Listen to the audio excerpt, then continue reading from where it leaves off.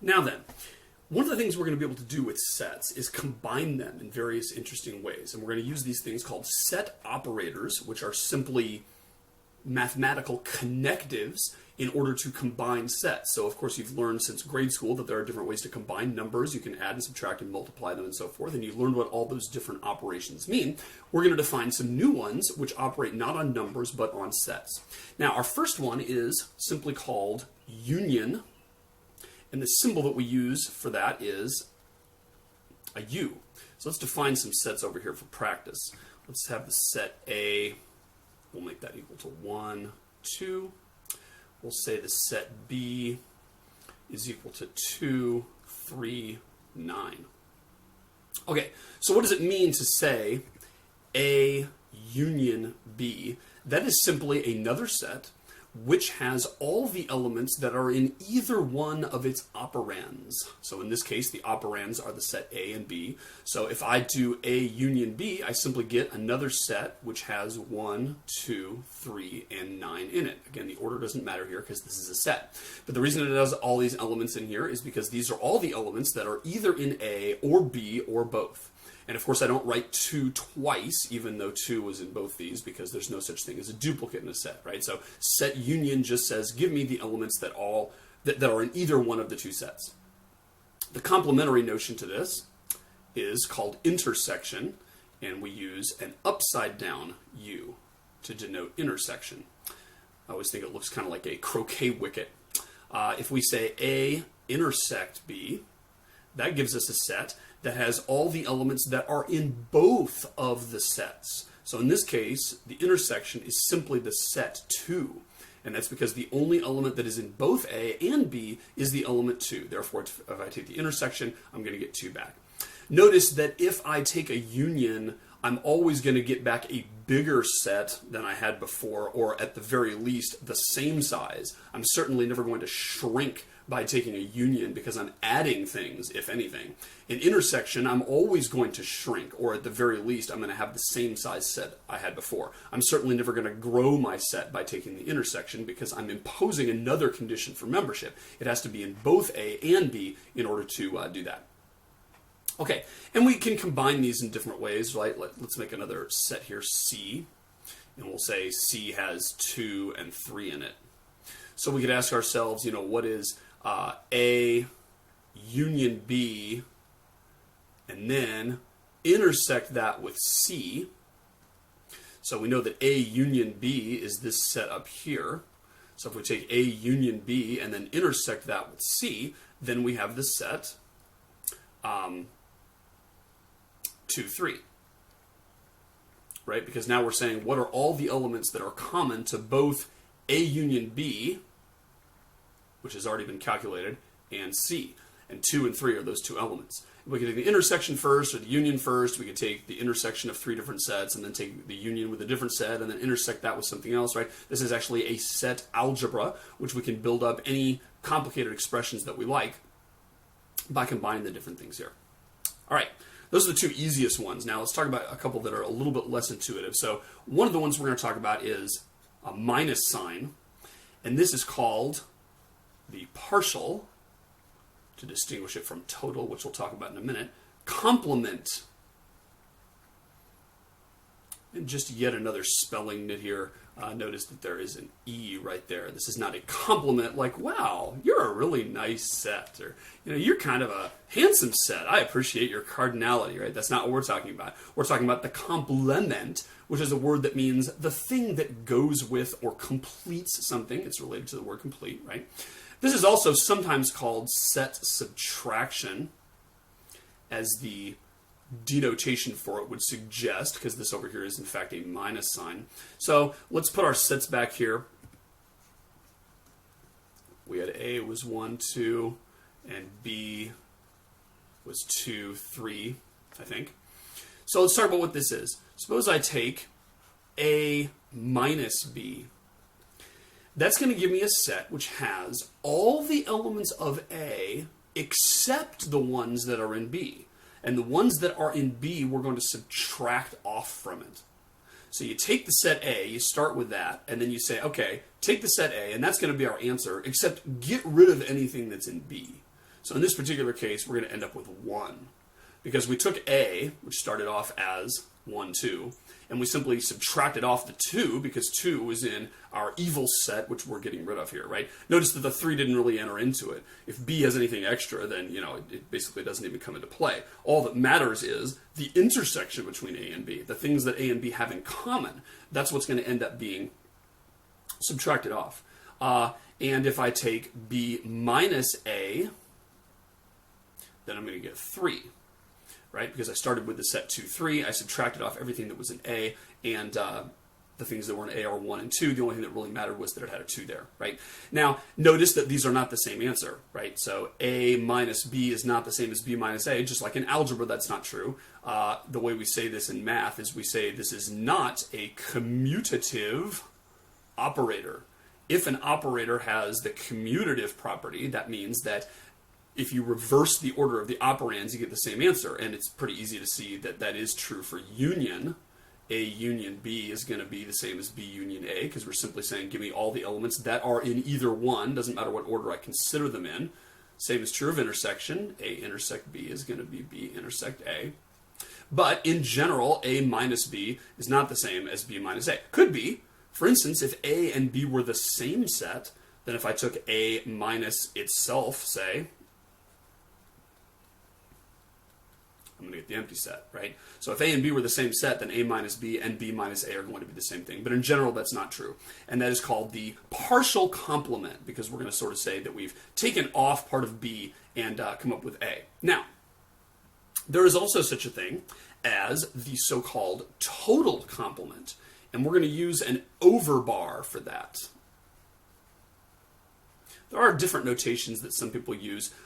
For one thing, instead of A minus B, some authors will say A backslash B. So if you ever see that in a book, it usually means the partial complement. Same thing, I just don't like the backslash. I like the minus better, especially since it is sort of a subtractive operation. But anyway, that's what that means. Now, overbar, here's the thing. This is called a unary operator to distinguish it between the binary operators we talked about before. Union and intersection and minus so far have all been binary operators, and that doesn't have anything to do with binary numbers. It means that they take two operands, right? So we'd say something like A union B. It wouldn't make sense to say, what's A union? And then not have anything there, right? Because you always have to have two things, okay? But the overbar is different. This unary operator is unary, meaning that it only takes one thing. And what we're going to do is say something like, what is A complement? Because the name of this operator is the total, to distinguish it from the partial, complement. Now, what does this mean? A overbar means all the things that are not in A. Okay, so it's sort of the reverse of A, if you want to think of it that way. So if we go back up here and we say, A is the set 1, 2. The question is, what is the set A complement? Now let's talk about a couple things that are in it. We know that 2 is an element of A, because we said A is the set 1, 2. We know that 3 is not an element of A, right? So that would imply that 2 is not an element of A bar, because A bar or A complement means all the things except what's in A, so it's the reverse of A, the inverse of it. Therefore, we can expect that 2 is not going to be an element of it. And similarly, 3 is going to be an element of A, right? So anything that's in A is not in A complement, and vice versa. And by the way, I didn't mention, but some authors, instead of using the overbar, will use a C like that, a complement. That's the way they'll denote the A bar. So the question then becomes, we know 3 is an element of A. What about Miley Cyrus? Is Miley Cyrus an element of A bar? By the way, I meant to say A bar here, not A. So the question is, we know that anything that's not in A is going to be in A bar. The question is, how far does that go? How deep does that run? We can imagine that 3 is an element of A bar, because 3 is not in A. But then Miley Cyrus isn't in A either, right? And neither are Nightmares About Unicorns, and neither is Barack Obama, and neither is the United States presidency as a concept, right? None of those things are in A. So the question is, what things are in A bar? Is it really absolutely everything conceivable in the universe except for 1 and 2?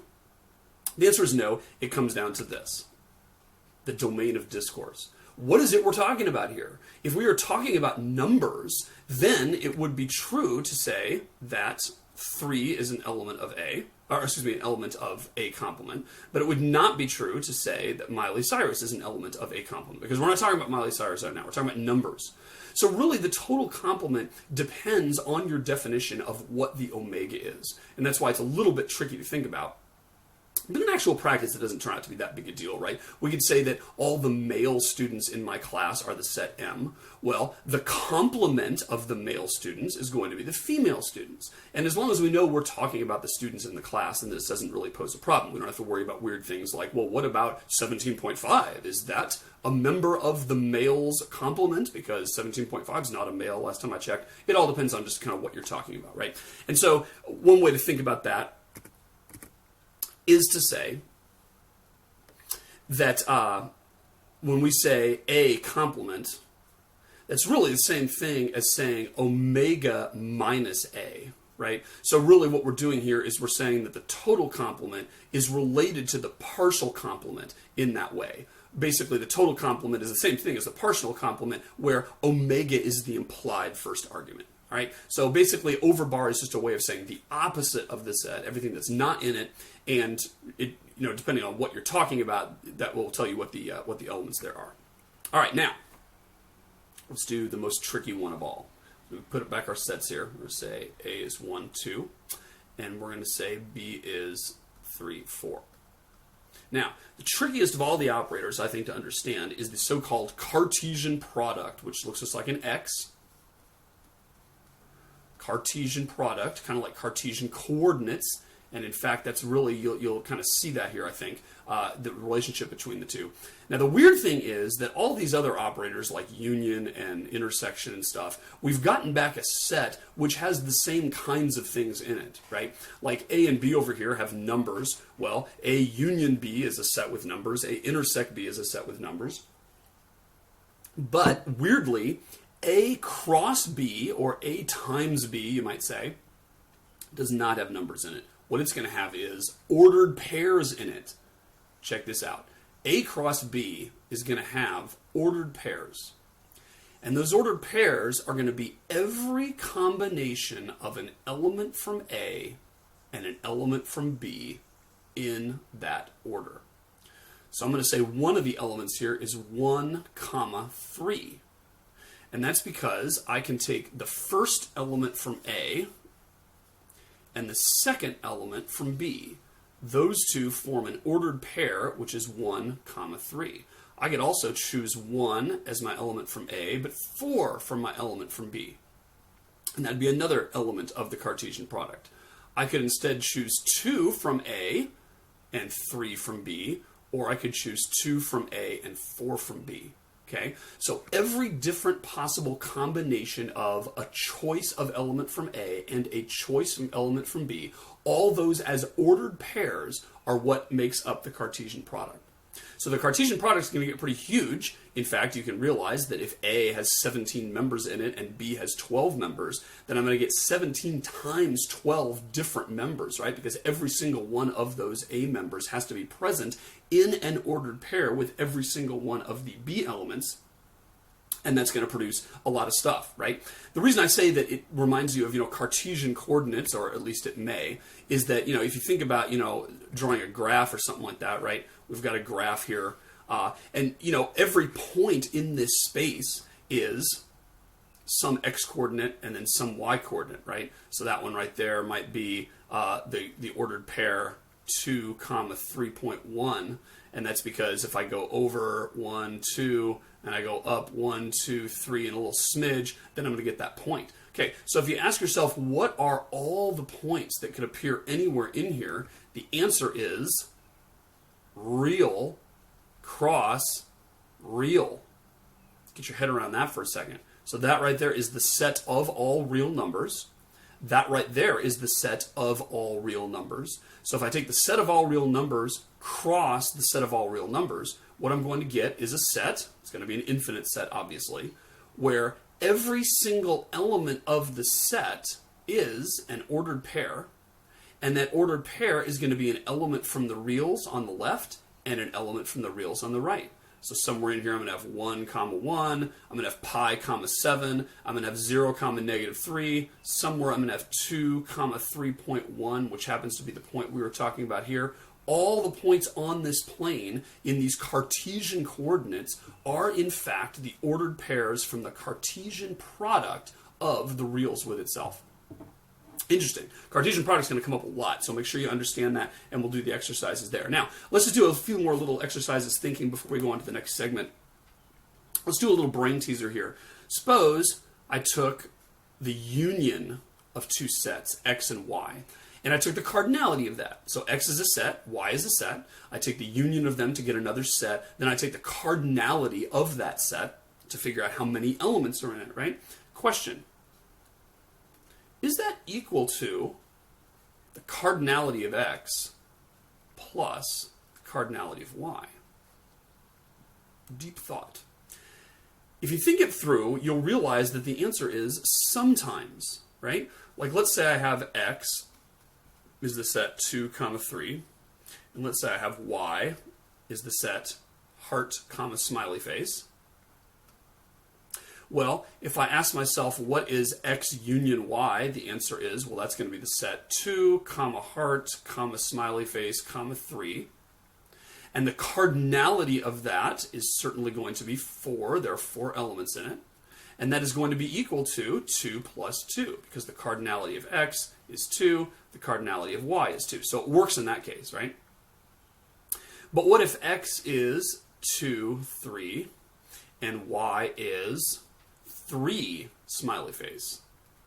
Then it doesn't work, right? Because then I'm going to have the cardinality of the set 2, 3, smiley face, which of course is only 3, and that's not going to be equal to 2 plus 2. So if you think it through, under what conditions is this thing true? Under what conditions can we say that the cardinality of the union is in fact the sum of the cardinalities? And the answer is if x and y have a 0 intersection. So if x and y have a 0 intersection, then this thing up here is going to be true. But if they have any intersection in common, then the thing on the left is always going to have a lower cardinality because there's some elements that are counted in both. Here's another one. Is it true that x minus y, if I take the cardinality of that, then I'm going to get the cardinality of x? And I think if you think it through, you'll realize it's the same thing. If x and y have an empty intersection, then this is going to be true. For instance, if x is the set 2, 3, and y is the set 4, heart, then if I take x minus y, I'm simply going to get x. So obviously the cardinality of x minus y is equal to the cardinality of x if x minus y is itself equal to x. And that's because there was nothing to subtract off, right? I said, let's start with 2, 3, and let's take off all the stuff that's in y. Oh, but all the stuff in y turned out to be irrelevant because 4, heart, I mean, that's not even part of x, right? So this also is true only if they have an empty intersection. Question. Does x minus y cardinality equal cardinality of x minus cardinality of y? Or under what conditions is that going to be true? So let's do an example here. What if we say x equals 2, 3, 4, and we say let's y be 3? Then we have x minus y is going to be all the stuff in x except the stuff that's in y, so that's going to be 2, 4, because we took off the y stuff. And the cardinality of that is clearly going to be 2, because there's 2 elements in that thing. And the cardinality of x is 3, the cardinality of y is 1, and the cardinality of x minus the cardinality of y, therefore, is 2, because 3 minus 1 is 2, therefore it worked. So the question is, does it always work? And the answer, of course, is no, I wouldn't give you something that simple. So what if y has something else in it? It has 3, and it also has 5. So we've got 3 elements in x and 2 elements in y. Now if we say x minus y, we're going to get 2 and 4 again. So the subtraction didn't change because we started off with 2, 3, 4. We took off everything in y. All we added now in this new example is 5, which turned out to be irrelevant anyway. But now, of course, the cardinality of y is no longer 1. Now the cardinality of y is 2. And that's because we've added another element there. Therefore, 3 minus 2 is not equal to 2, and it doesn't work.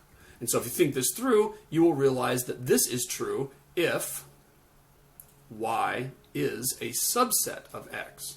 If the only elements in y are in fact the things in x, then this whole thing works because we're taking the stuff that's in x, subtracting off the stuff that's in y, and we end up with only the things that were in x, and y doesn't have any extra stuff that counts in its cardinality. So that's just kind of another little interesting thing. And then lastly, I mentioned this one, but it's worth thinking about. What is x cross y's cardinality? And this actually isn't conditional. This is always true. And the answer is that's going to always be equal to the cardinality of x times the cardinality of y, right? So notice that right there is times, which is just multiplication. That right there is Cartesian product. So this thing over here on the left is a set operation, whereas the thing on the right is a number operation. And so if x is a set with 4 different things and y is a set of 3 different things, then I'm always going to get the cardinality of the Cartesian product being 12, because there's going to be 12 different combinations of a thing from the right and a thing from the left, because you can take every single combination of the things from the left with every single thing with the combinations of the thing from the right. So, here's an example here I like. What if we have S, B, heart, spade, diamond,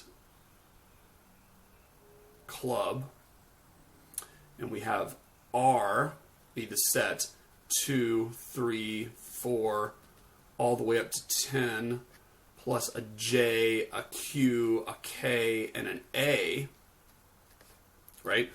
What is the cardinality of S? That's going to be 4. There are 4 suits. What's the cardinality of R? Well, that's going to be 13, because there are 13 different ranks. If you add it up, you'll see that that's true. What is the cardinality of S cross R? Well, first of all, what is S cross R? Well, it's a set of ordered pairs, one of which is the 2 of hearts, and another of which is the ace of spades, and another of which is the queen of diamonds, right? So I actually get all the different cards here, and if you multiply it out, you'll see that the cardinality of S cross R equals 52. 52 cards in a deck. And so if you think about Cartesian product, it's exactly that. Every single suit can be combined independently with every single rank. Therefore, every single possible combination of the two is present, and that's exactly what we get with the Cartesian product. So that's an example of how the Cartesian product is useful. Anytime we have 2 different sets and we want to be able to combine them and say, okay, any of these can go with any of these freely, they independently vary of each other, they're decoupled, we want to be able to combine them in all the different combinations, we use the Cartesian product. And the size of that set is always the product of the individual cardinalities.